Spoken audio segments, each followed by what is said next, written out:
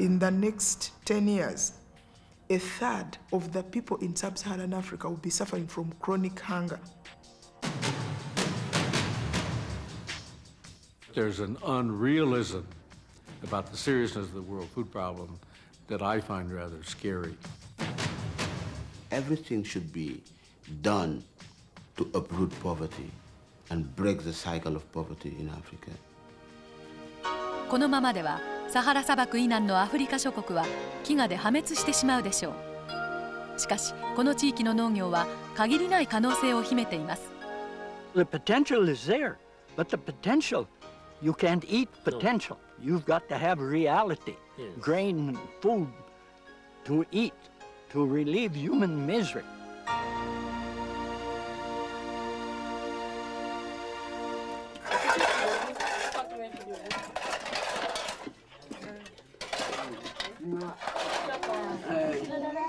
グレブル一家は西アフリカベナンのボイメ村の近くに住んでいます。わずか 0.5 ヘクタールの土地で大人3人と子供7人の生活は生きていくのがやっとという状況です。サハラ以南にはこのような家族が何千万といます。In a bad year, this family will without any doubt starve. Left alone, they cannot make it. This is not an exceptional family. In sub-Saharan Africa, more than 60% live below the level of poverty. I don't know if the word catastrophe really describes it properly. The future of African children is really bleak. Now, I imagine a pregnant woman, chronically hungry, therefore the baby growing up chronically hungry, being born and never being able to have a full meal. The African population for the last 3 decades has been growing at more than 3% on the average. Food production has been growing at 2%. So we are losing ground per capita every year. And for that reason, I think it's very urgent that Africa gives #1 priority to developing its agriculture to approach self-sufficiency in the basic cereal.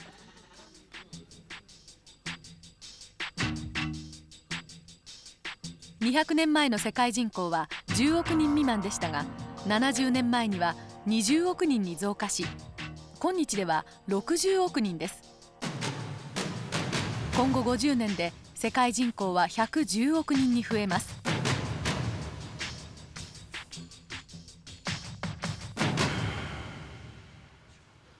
This is starvation yield, and that's what we've got too much of in the world. ボーログ博士は1970年ノーベル平和賞を受賞しました。60年代に大凶作に苦しむインドやパキスタンに高い収穫量の期待できる農業を紹介したのです。これがいわゆる緑の革命です。ボーログ博士は笹川農業プログラムを通じてアフリカで新たな緑の革命を起こそうとしています。この地域は世界中で最も深刻な食糧危機にさらされており、飢餓に苦しむ人々は毎年1000万人ずつ増えています。ガーナ、ベナン、タンザニア、いずれの国も今後22年間で人口が倍増すると予想されており、それに伴う緊急課題が農業改革です。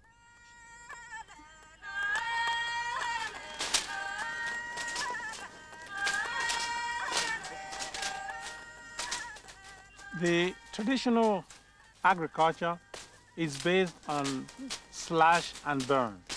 That means the farmer has to cut down the vegetation, burn the vegetation, and then plant his seed. Traditional shifting cultivation was a stable system from an ecological point of view when the population pressure was low. Today, of course, farmers are forced to stay on the same piece of land. And so we have what we call continuous cultivation. グレブル一家は狭い農地で農業を営んでいますが、重労働にもかかわらず収穫はわずかです。people historically have settled on fertile soils where there's enough rainfall to do good crop production. What is outstanding now, what it's amazing now, it's to see these very fertile soils producing so little. The reason why, it's massive nutrient depletion. The nutrients have been taken out mainly as crop harvests and not returned enough via crop residue returns or manures or fertilizers, and therefore the soil has been gradually depleted of nutrients. So what was once very fertile, excellent soils is now just totally infertile soil.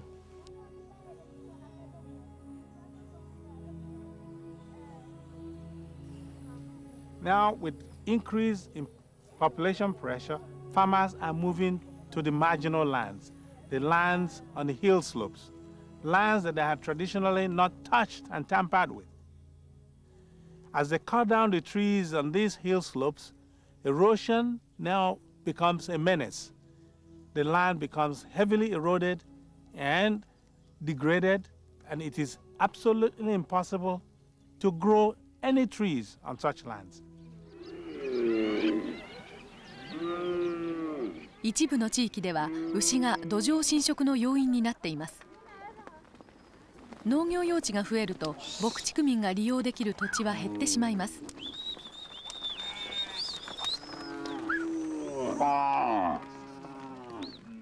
牛が牧草地の草を食い荒らした上、蹄で土を踏みつけるので植物は消滅してしまいます。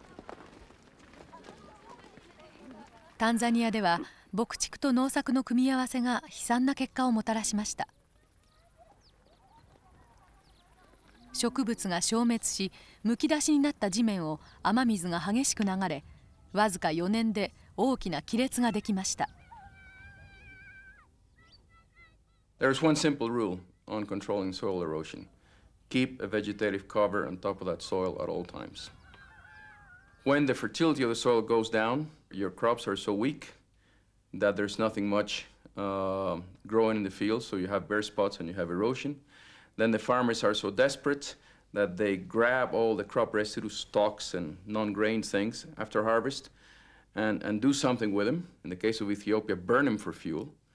So the soil is even more bare. You have bare soil, here comes the rain, big splashes, big drops, and the soil goes downhill. And the part of the soil that gets eroded is the topsoil, the best part.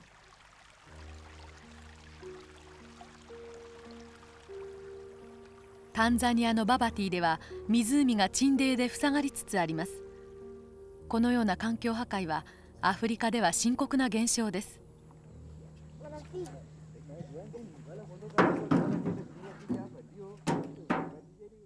As population goes up and at the same time nutrient depletion continues unabated, land degradation becomes a real nightmare. And it gets to the point that people are leaving the land, that people are fighting for each other's neighbors' land. And let me say that a lot of the catastrophes in Rwanda and Burundi have this nutrient depletion, fertility depletion as one of the underlying causes of it. Agriculture has to hold the line to produce the food that is needed for a rapidly growing world population. But at the same time, that line cannot be held indefinitely. It's a question of holding the line while the world population is being educated to the fact that there's a certain carrying capacity of this planet Earth, utilizing its land and water resources.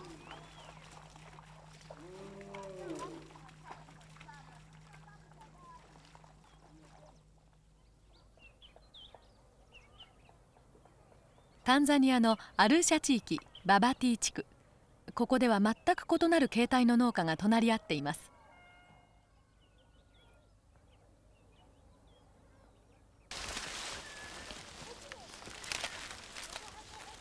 丘のこちら側はコディ一家がコーリャンを収穫しています。グレブル一家と同様、生産性の低い伝統的な方法で農業をしています。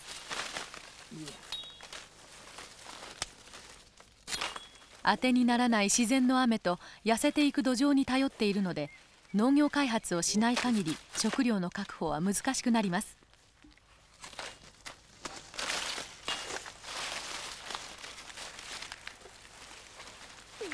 You feel at a loss to understand why the resources cannot be more fully exploited in order to improve their lives.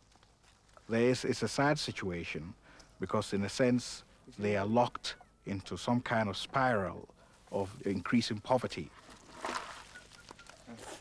Without making some investments in the farm, it's difficult to imagine how they can break out of this vicious cycle of poverty, because you begin to reverse that process when you get additional income. 丘の反対側にはブラ一家が住んでいます。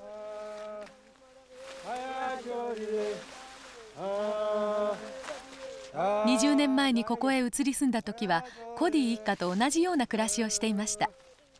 しかし4年前に新しい農業手法を取り入れたことで転機が訪れたのです。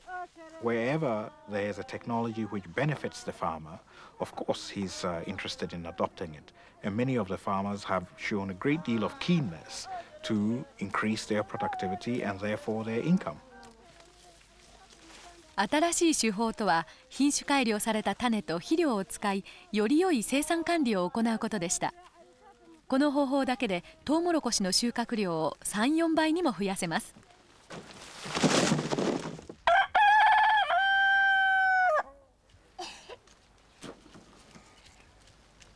コディ一家もトウモロコシを作っています。今年は雨に恵まれ豊作でした。しかし肥料や種に投資しなかったため、ブラ一家より収穫はかなり少なめです。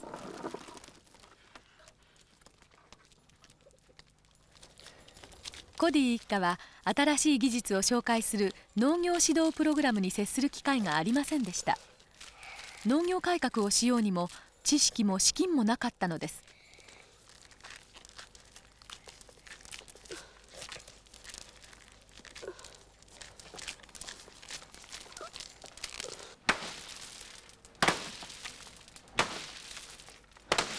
ブラ一家は幸運にも両方を手に入れました。知識は新しい農業指導プログラムによって、品種改良された種と化学肥料は借り入れで、収穫後借りた種や肥料はすべて返すことができました。収穫量が3倍に増え、一家はかつてないほど裕福になりました。将来に備えてトウモロコシを蓄えておくこともできます。つまり収穫期直後の値段が安い時期に売らなくても良いのです。畑を耕す牛にも投資しました。牛を近隣の農家に貸し出すことで、これも収入源になります。子どもたちを学校へ行かせられるようになりました。これで子どもたちの将来の職業の選択の幅は広がるでしょう。収入が増えた分、食生活も豊かになり、健康面も充実しました。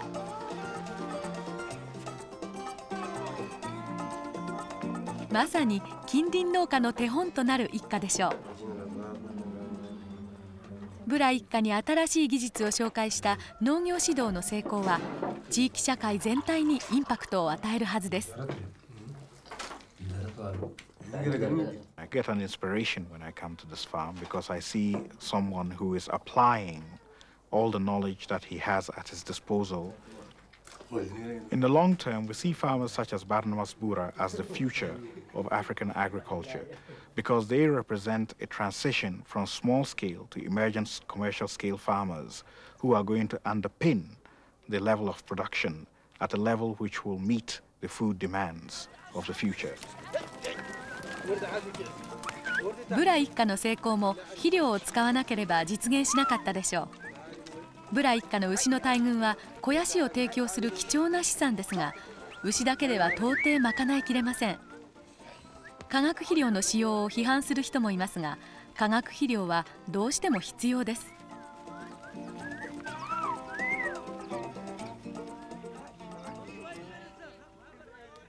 A plant needs 17 essential nutrients, of which 2 are the most important and critical, nitrogen and phosphorus.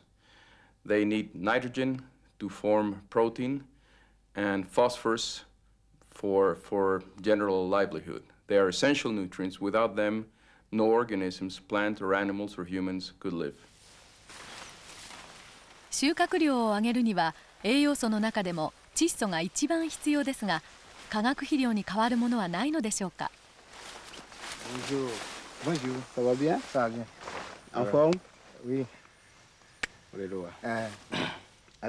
ガリバ博士は発酵豆のような空気中の窒素を吸収する緑肥を推進しています。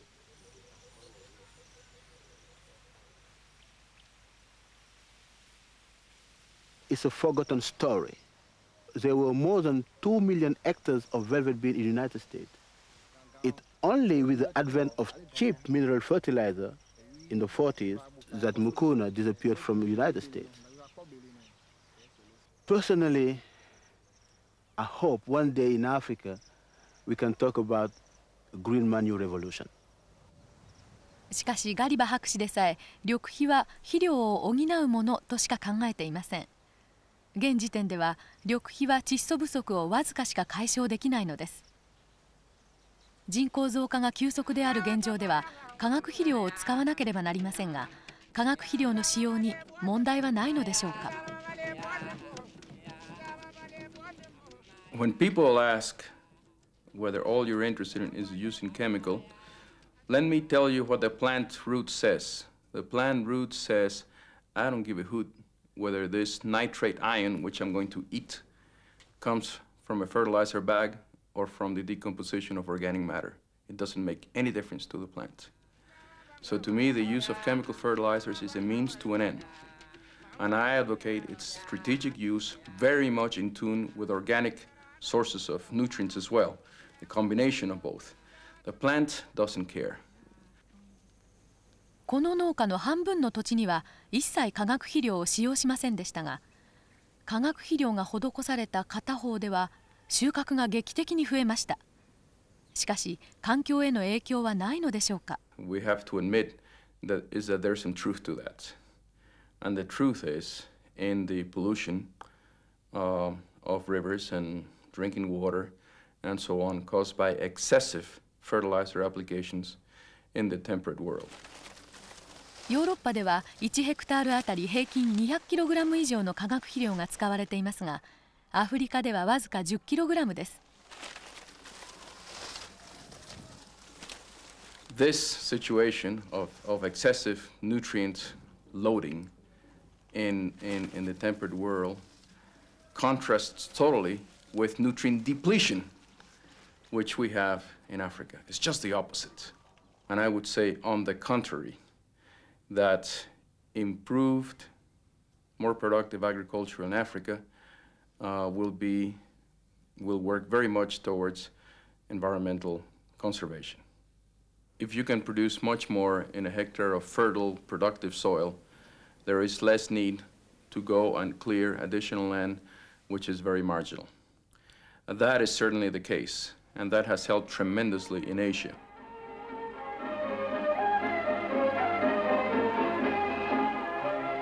農業強化が環境保護と人々の生活を支える上で大変重大であることを中国の歴史が証明しています。50年代末期の中国は深刻な食料不足に陥っていました。ニュース映像の中での豊作のお祝いとは裏腹に、現実には3000万人もの人が亡くなり、人類史上最悪の飢饉となりました。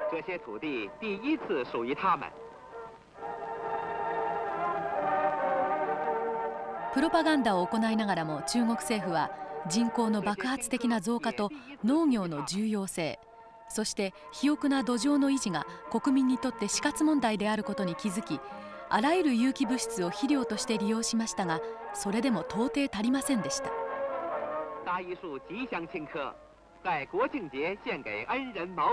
そこで政府は肥料生産工場を建設する大規模な計画を立てたのです。They made the largest investment in chemical fertilizer of any country in the history of the world. 1,000 ton a day anhydrous ammonia plants, the urea converters. They also initiated many small phosphate fertilizer plants made from domestic rock. Chemical fertilizer is being used here in much larger quantities. 肥料のおかげで中国の農業は変わりました。ニュース映像も収穫について嘘を伝えずに済むようになり、緑の革命によって穀物生産量は60年代初頭の3倍にも増えたのです。Had they tried to produce that amount of cereal grain with the technology of 1960 without the chemical fertilizer, they would had to have cultivated an additional 200 million hectares of land of the same quality. They didn't have it. 中国は莫大な資金を肥料工場に投じました。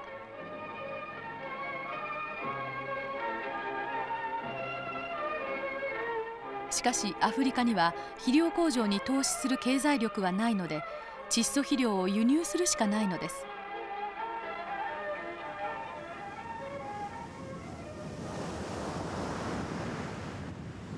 ではもう一つの栄養素であるリンはどうでしょうか。これも輸入に頼るしかないのでしょうか。国際肥料開発センターが東郷で行っている先駆的な試みについて、モクワニエ博士とガリバ博士が話し合っています。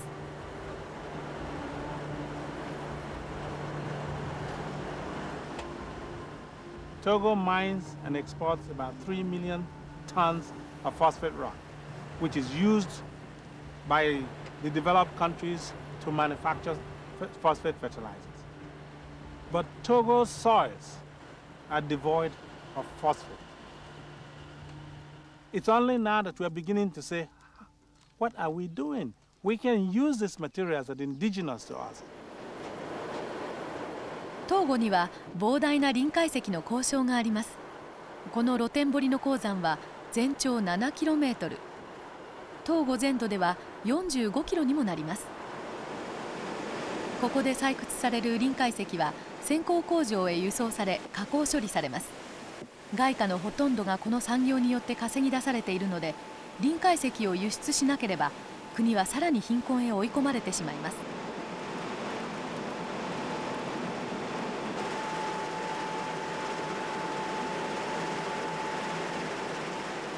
生産過程でスラリーという副産物が出ます。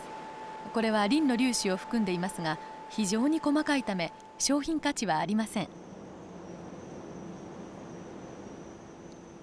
We have called these materials the phosphate fines.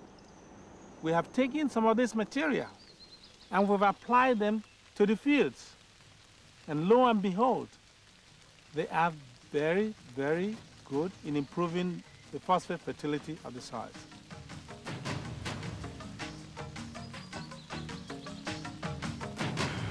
In effect, this is really a win-win situation. The material that ought to be thrown away can be brought and applied to the farmlands. 臨界石はサハラ以南の至るところに埋蔵されています。しかし農耕作向けに利用できるまでには少なくともあと10年以上かかるので、リン酸肥料の輸入がやはり必要です。現時点ではスラリーはそのまま海へ捨てられています。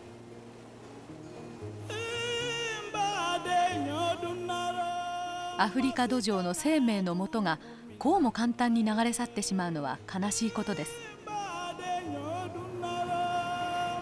ここの海水は捨てられたリン酸により藻が異常発生したため緑色をしています。There is a Chinese saying, "We have not inherited this land from our grandparents. Rather, we have borrowed the land from our children."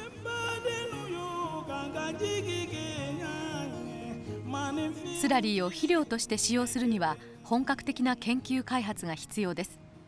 世界銀行の元農業局長で経済学者のエドワード・シュー博士はこう語ります。The investments we make in science, in those two fields, science and technology, are really the driving force of our economy today. I mean, if you look at increases in output across the economy in developed countries like US and Europe, et cetera, almost all of those increases in output are attributed to our investments, to past investments in science and technology.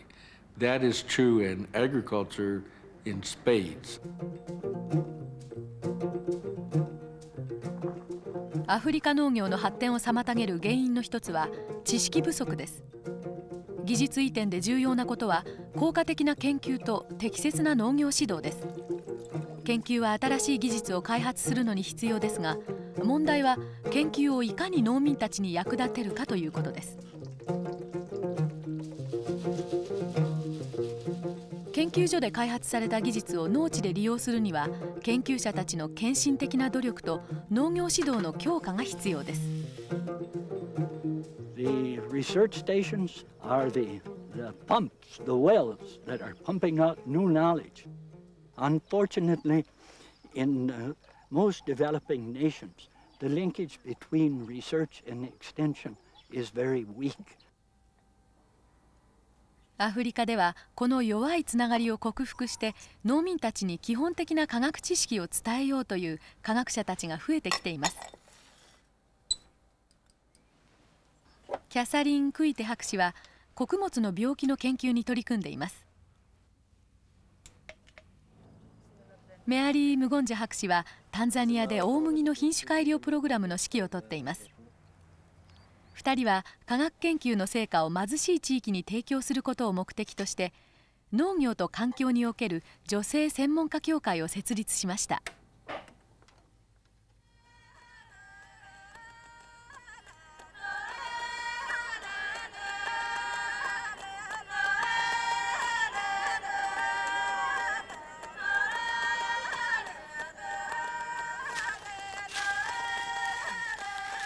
タンザニアのバンガラーラ村に住むムンザーバ夫妻がトウモロコシの収穫を終えました。今年は1ヘクタールほどの畑から食事3回分の収穫しかありませんでした。10人家族にとっては悲劇です。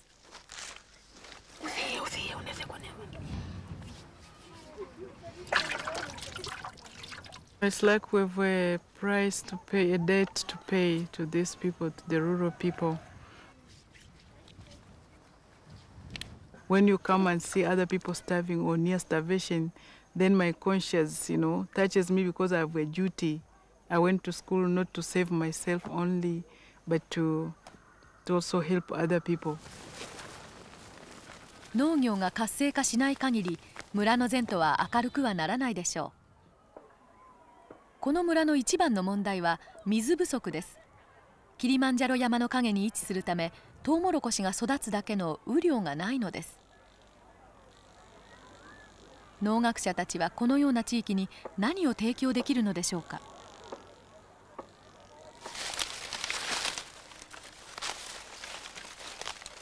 The main trouble is drought. It's drought, yeah. All dried up. And some diseases too.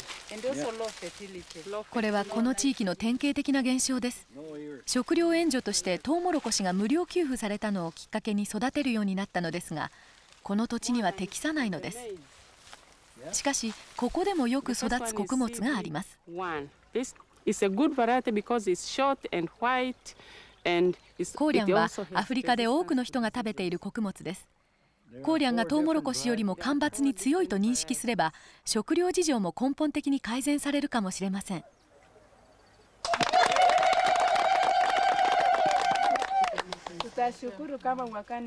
博士たちはまず女性たちに焦点を合わせ、コーリャンへ切り替えるよう説得しています。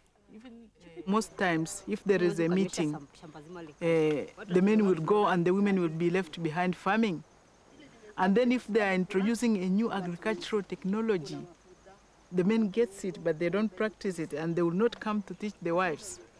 So what you end up is that the technology has never been adopted. There have been a lot of projects which have failed because they are just touching one person.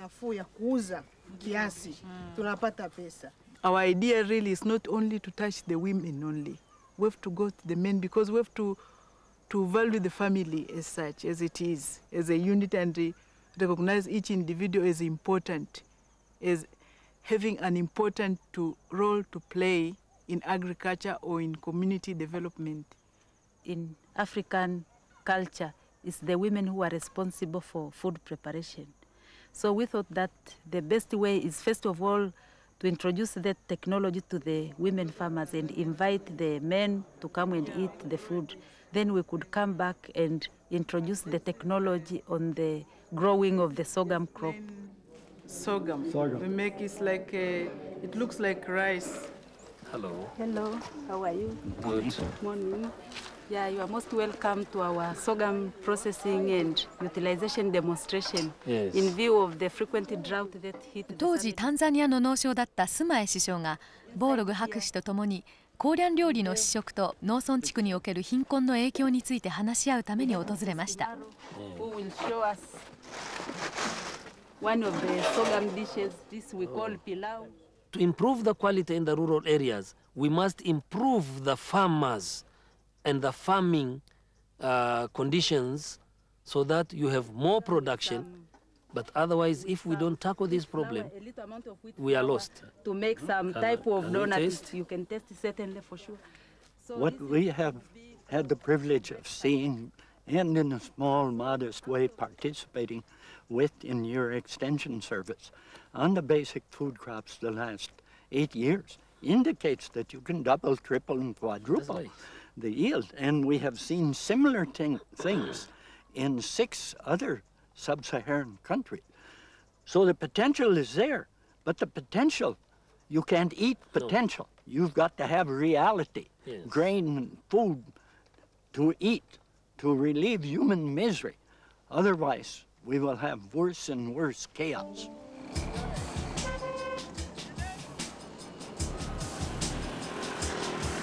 貧困のため都市部へ集まった若者たちに定職はありません。アフリカ諸国に共通した問題です。Most of the cities are now flooded with young men, almost doing nothing.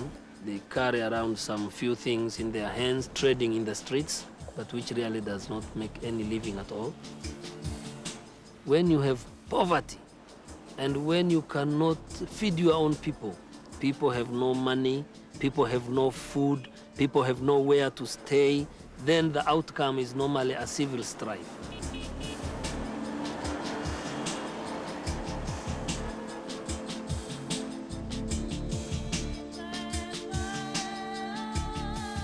農業では経済の重要性は無視できません。食料増産のためには健全な経済情勢が必要です。しかしアフリカ諸国の多くがここ数十年の間に深刻な経済危機に陥り、莫大な対外債務を抱えています。ガーナの対外債務は GDP 国内総生産の3分の2にあたる40億ドル以上で、タンザニアの場合は GDP の3倍70億ドル近い金額です。このため世界銀行と IMF 国際通貨基金は今後10年間の借款を経済再建中心にすることを発表しました。そして種の供給を民間の生産者に開放し、肥料への補助金を廃止することにしました。これが肥料と種の輸入に対して深刻な影響を与えているのです。タンシード社はタンザニア国営の種生産業者です。種の供給についてはこれまで独占的な立場にありましたが、市場の開放で競争相手が出てきたため危機的な状況に追い込まれました。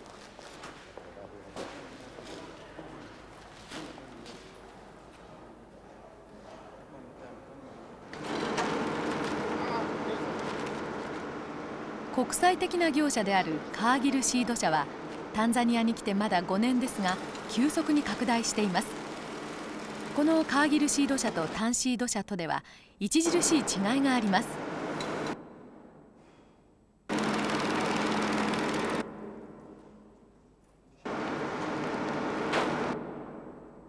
タンシード社では電力不足のため機械を稼働させていません。一方カーギル社は自前の発電機を所有しています。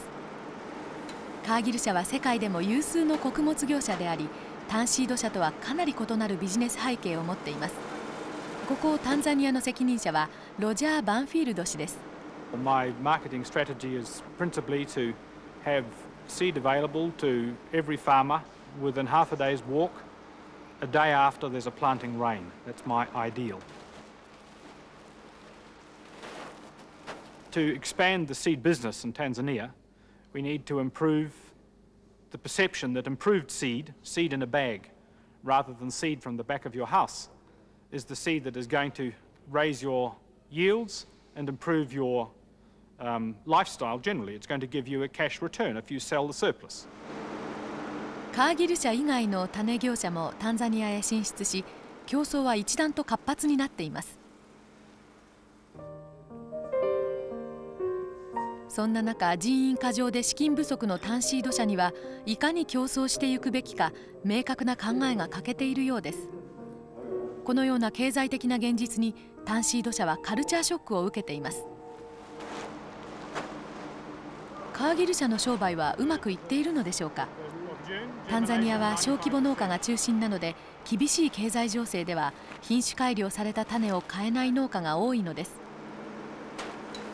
カーギル社はタンザニアで長期的に営業すると言っていますが、十分な利益が上がらなければどうなるか分かりません。彼らの工場設備は簡単に組み立てられるコンテナ式なので、いつでも簡単に工場を畳めるのです。ではこれに代わる方法はないのでしょうか。答えはガーナにあるかもしれません。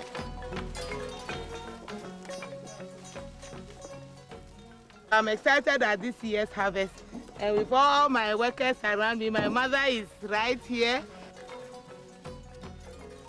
This is my daughter, and I have a very faithful supervisor there, Anthony. グロリア・デュアーさんはガーナに新しく誕生した種生産業者です。民営化以降、ガーナでは小規模生産を奨励しています。これがアフリカでは現実的な方法かもしれません。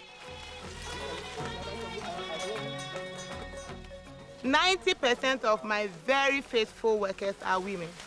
We have women who come to apply. Women, come for yourselves, the women. The women do the fertilizer application. The women do the harvesting, they do the picking, they are going to do the shelling, and they are going to do the seed treatment. ガーナは健全な種産業の必要性に気づいたのです。ガーナの種検査所は規格の維持と良質な種の生産を積極的に推奨しています。商品となる種の中に悪いものが混ざらないよう不適当な保軸は捨てています。これは種検査所の厳しい基準の一つに過ぎません。Farming is a business, and therefore, if you want to stay in farming, good quality seed is good business, and therefore you must understand it that way, that you can provide a shortage material and get away with it. ほとんどの農家では公認の種を使用せず、自分たちの収穫の一部を次の年の植え付けに利用しています。デレミエさんの種検査所はデュアーさんのような種生産者を支援することで、農民たちが確実にこの改良された種を使用し、大幅な収穫の増加を期待しています。種は集約的な農業を育てていく上で重要です。世界各国の緑の革命でも種は中心的な役割を果たしました。現在は干ばつや害虫、そして病気に対して抵抗力のある品種を作る研究が進められています。種産業の活性化にはデュアーさんのような先駆者が必要ですが、彼女のような生産者でも採算の合わない不作の年もあります。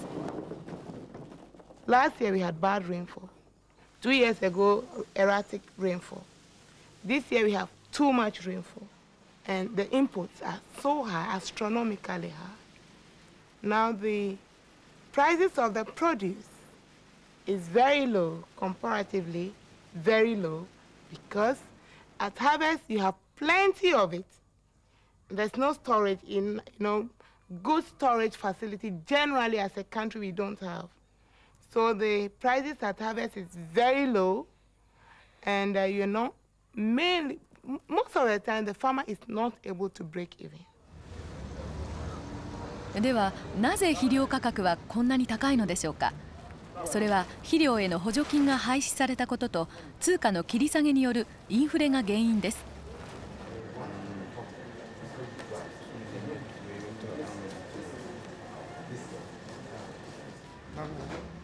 肥料産業も民営化はされましたが、期待通りの利益を生み出すまでには至っていません。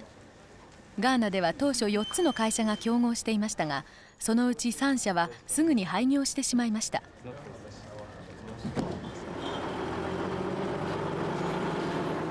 唯一残ったウィエンコリミテッド社が市場を独占してもなかなか利益を上げられません。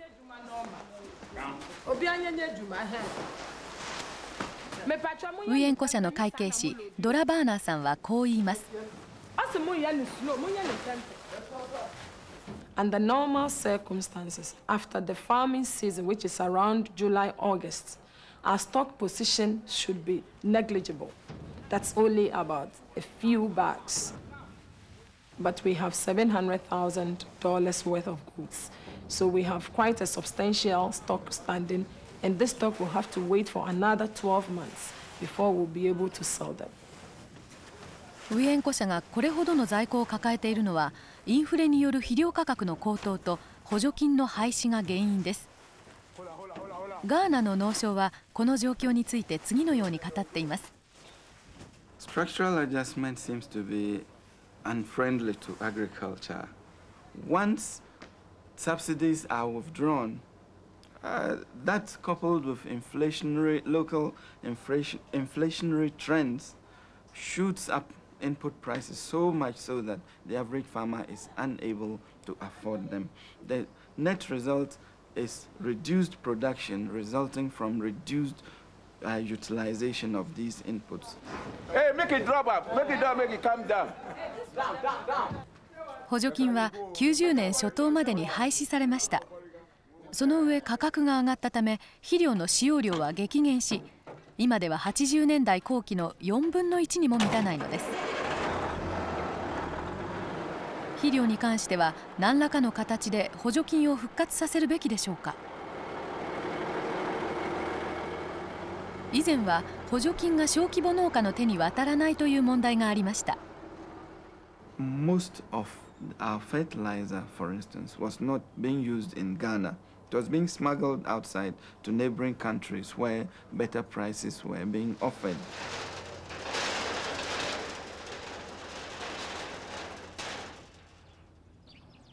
Subsidy removal has been controversial, but I believe that it is necessary because whereas the developed economies can afford to subsidize agricultural production, if sub-Saharan African countries want to do so or want to continue to do so, it would mean borrowing to finance the subsidies.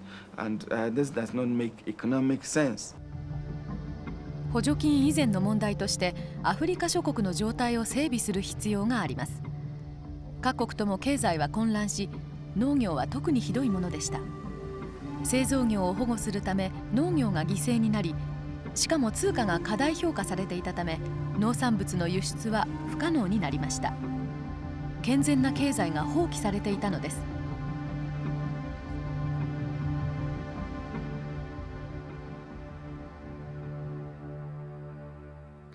These countries were enormously distorted.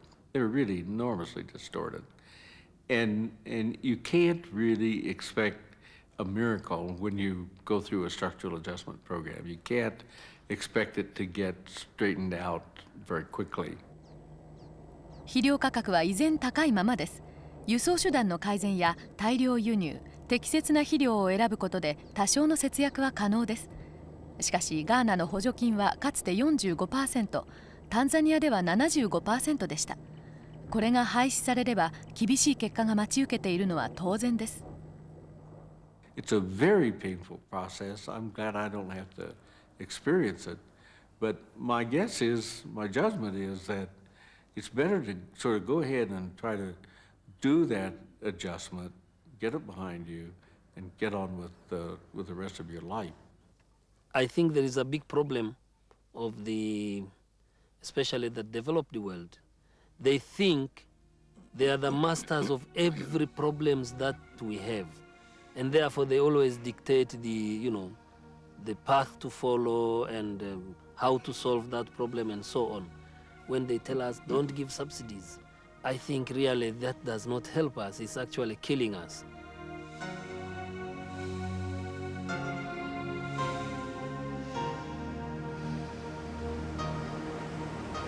なぜアフリカはここ数十年間なかなか発展しなかったのでしょう。ここはガーナのエルミナ城、かつてのヨーロッパ奴隷貿易の主要拠点の一つ。奴隷制度と植民地の衝撃的な歴史を思い出させるところです。実は歴史の長く暗い影はいまだにアフリカ政治につきまとっています。Certain things take a long time to die. When the colonialists left, they didn't really leave. They kept lingering around in one form or another. In some cases, it was just independence on a piece of paper. Some of the leaders who were left behind by the colonial powers were actually puppets of those colonial powers. And for a long time, we really, as Africans, have suffered with that type of leadership. People are talking about a great political failure in Africa. If we look at all those structural adjustment programs, they are a vivid sign of failure at the political level. 20% of the rich nations own more than 80% of the world's wealth.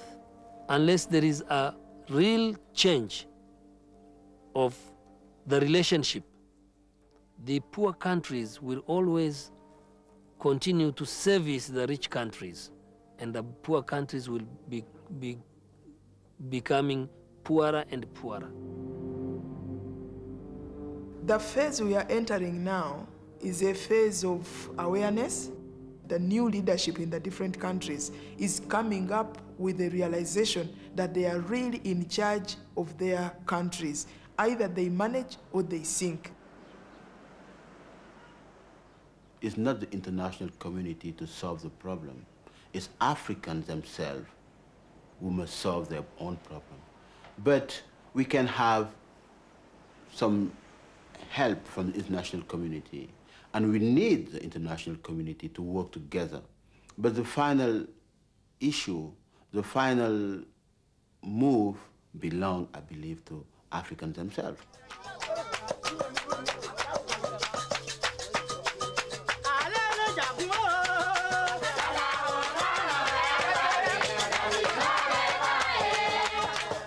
今日アフリカの変革に重要な役割を果たしているのが農民同士の自発的な運動です。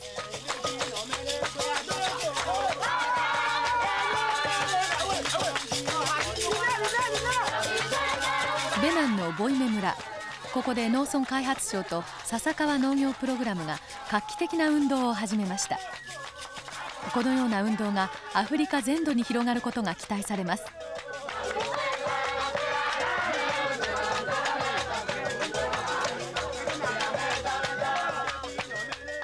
その運動とは、農民たちが共同の貯蓄貸付組合に資金を集めることです。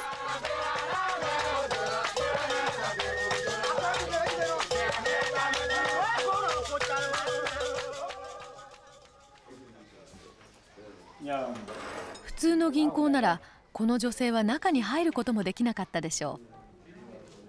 小規模農家にとって銀行から融資を受けるのは事実上不可能であり、これがアフリカの農業開発を大きく妨げています。そこでこの村ではクレップという組織を作りました。クレップとは貯蓄貸付組合を意味するフランス語の頭文字を取った名称です。お金を借りるためにまず貯金をクレップに預けます。クレップの利点は銀行と比べて貯金の利率が高いことと融資を低利で受けられることです。ガリバ博士と農業省の同僚たちはクレップの年次総会に出席しました。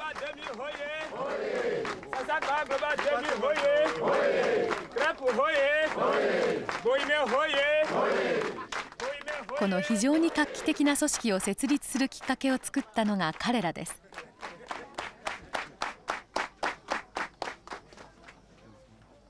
Métigny, trésorier adjoint, One of the pillars of our activities is collective action. And small-scale farmers, taken alone, they can be weak, but as a group, they become a real driving force. 設立からわずか4年、ボイメのクレップは10万ドル蓄えることに成功しました。They know that their money is secure in the crepe because you should never forget the social system in this village. They all know each other. Nobody can run away because you have your family honor, pride, and dignity. And the beauty of it, they've been giving loan for 2 years now, and the recovery rate is 100%.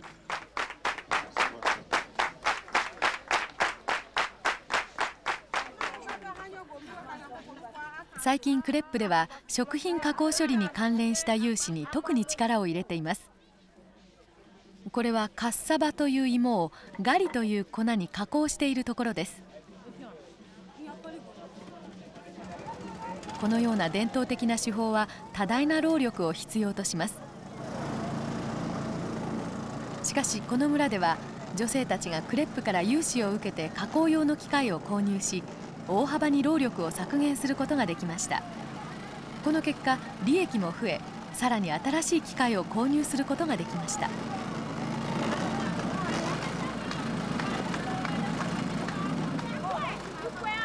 If you want to talk about sustainable development, it should come from farmers themselves. It should be a grassroots movement. To me, that's the future for Africa.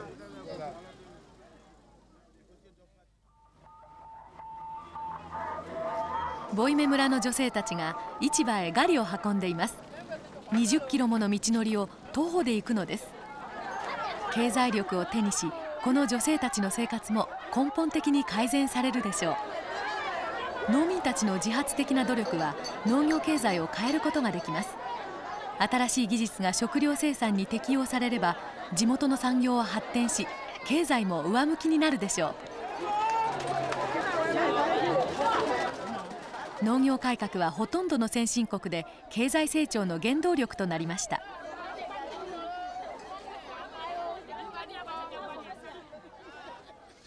Agriculture can be an engine of economic development for a number of reasons.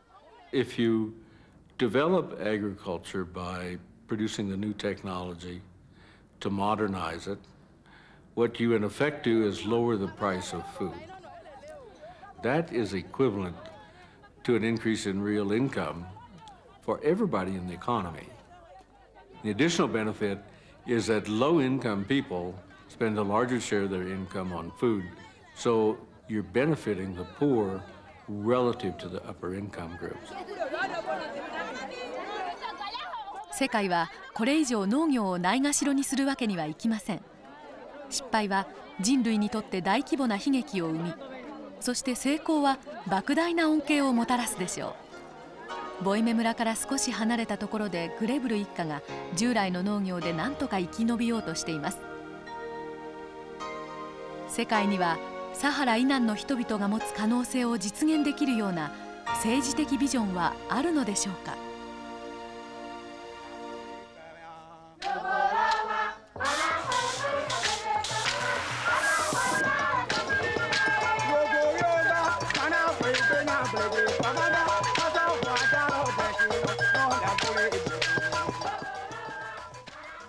Sometimes you hear people who are in leadership arguing that the farmers don't know what they want. They know, it's just that we don't listen to them. The competition between agriculture and other sectors for the limited resources of sub-Saharan African countries should be looked at one more time to place agriculture over and above everything else. The governments of each country have to define their priorities. They have to state that improving soil fertility is very, very critical. The soils can be brought back to the original level of fertility with adequate technologies and sensible policies. And if that's the case, we're going to see a very different Africa. Agriculture should be the engine of growth, and the foundation of that agriculture should be small-scale farmers. I think it's very urgent that Africa gives #1 priority to developing its agriculture to approach self-sufficiency in the basic cereals.